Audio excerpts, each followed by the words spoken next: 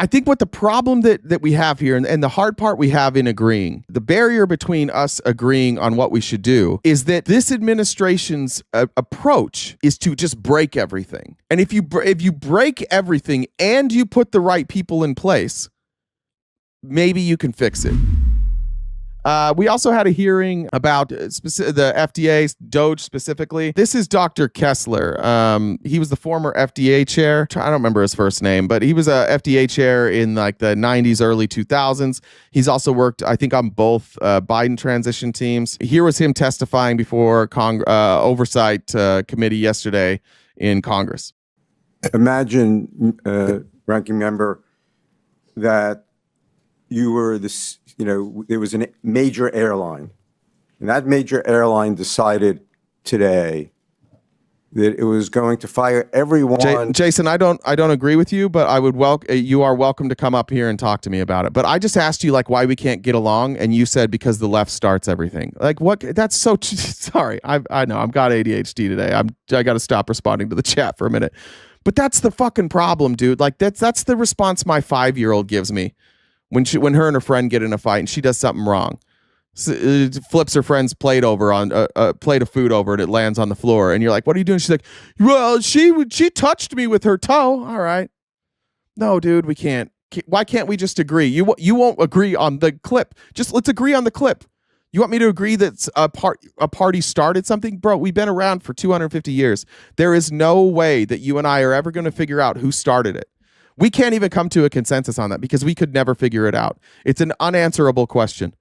Nobody can say, like, who started it? But it's pretty childish for an adult human being to say, you started it. Let's be better than that. Let's just be better. Imagine, ranking member, that you were this, there was a major airline, and that major airline decided today that it was going to fire everyone except the co-pilots. You can engage. They're going to run that airline.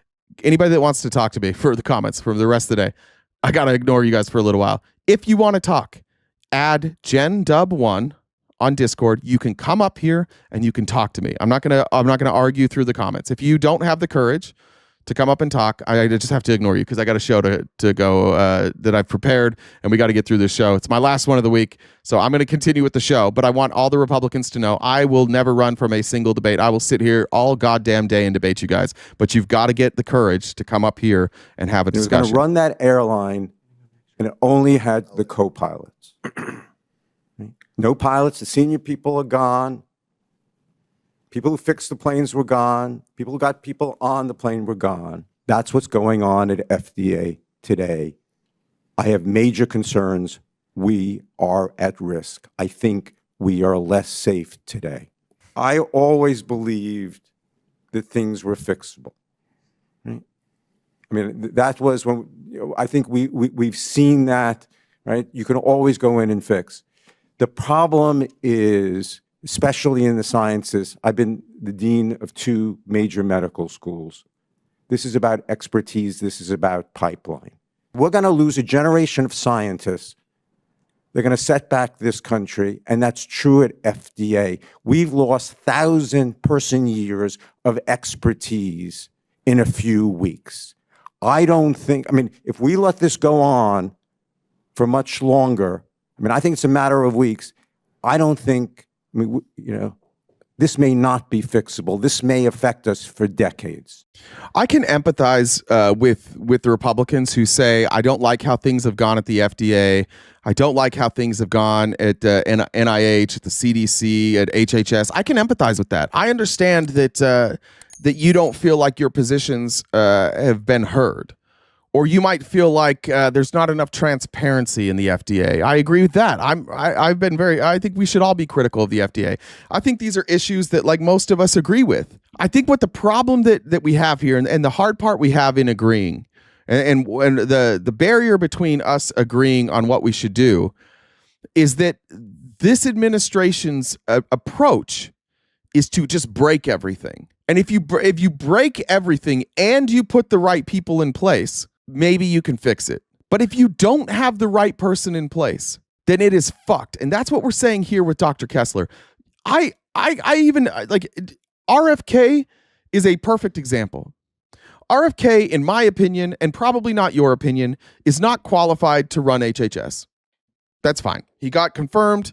He's there. My opinion is that he's not qualified. Your opinion that he is. Doesn't matter.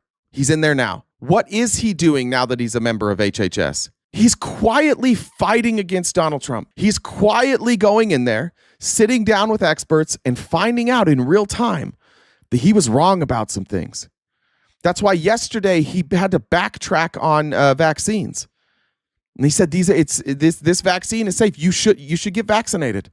I just don't want the government to force you to, but you should.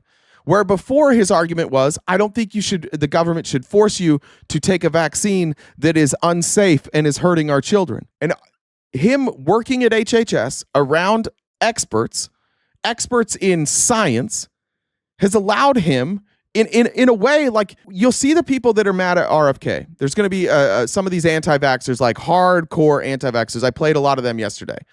They're like, fuck you, RFK, you're a traitor. There's also people who were like, I like RFK, and if he's worried about this vaccine, then maybe I should be worried about this vaccine. And so they're like, let's see what he does. And then yesterday, those people who didn't say, I'm anti-vax and I like RFK because he's anti-vax, they looked at him and said, I kind of like that he's got a different perspective here, and I'd like a different perspective to be put into HHS. Those people recognize different perspective has been put in as the head of HHS, and the head of HHS, after sitting down with experts, changed his tune. And that should give that voter more confidence in RFK.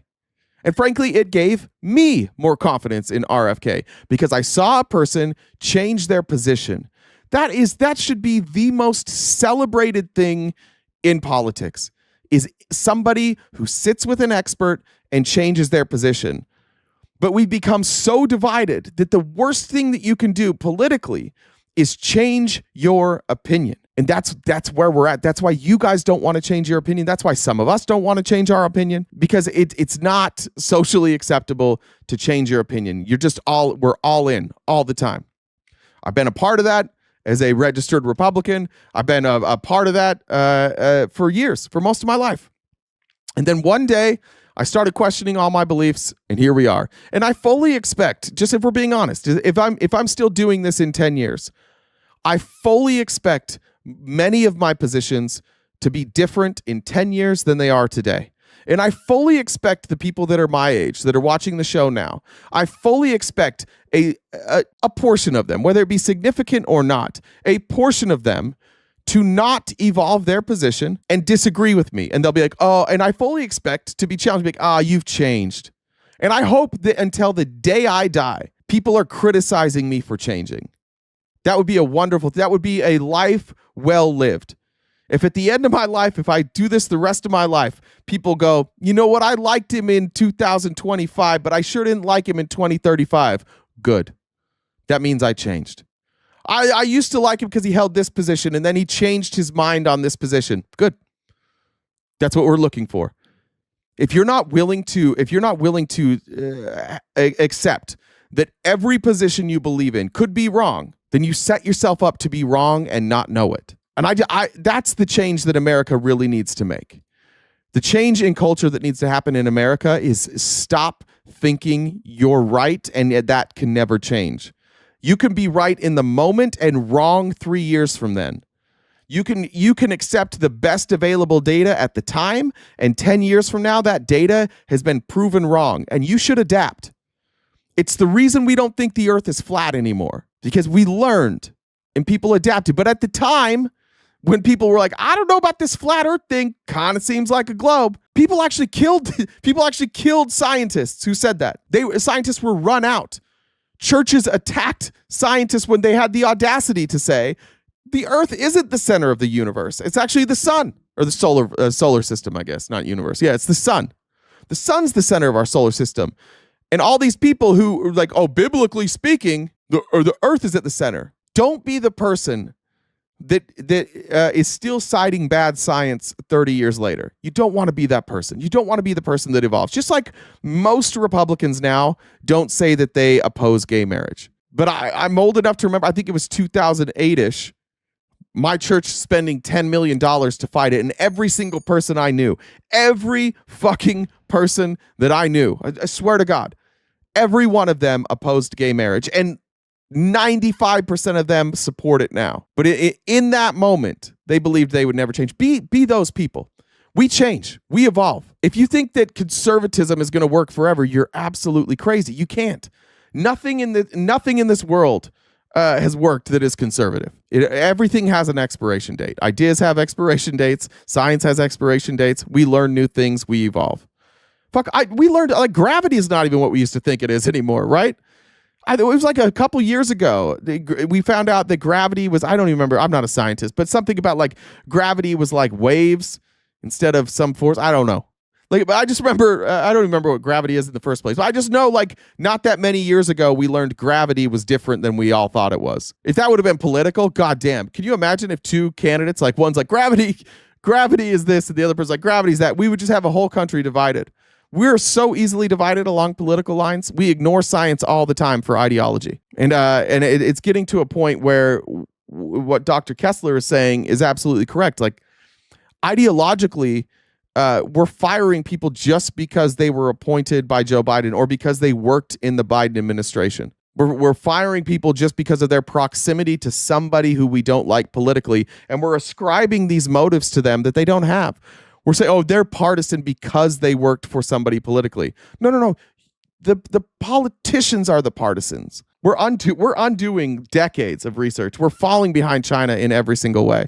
Later on in the day, Dr. Kessler went on Rachel Maddow, and I thought made an even, actually, I think this was before, I thought the point was even more coherent.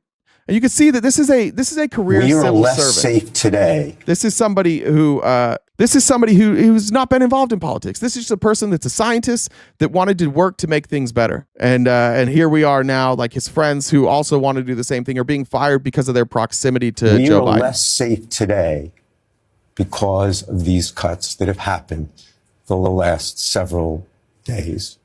I always thought that things were fixable, right? You could fix things.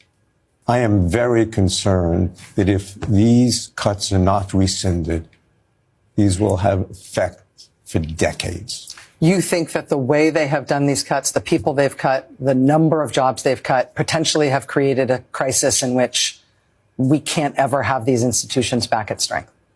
I think we're very close to that. I wonder whether the president really even knows, the extent of what has been done.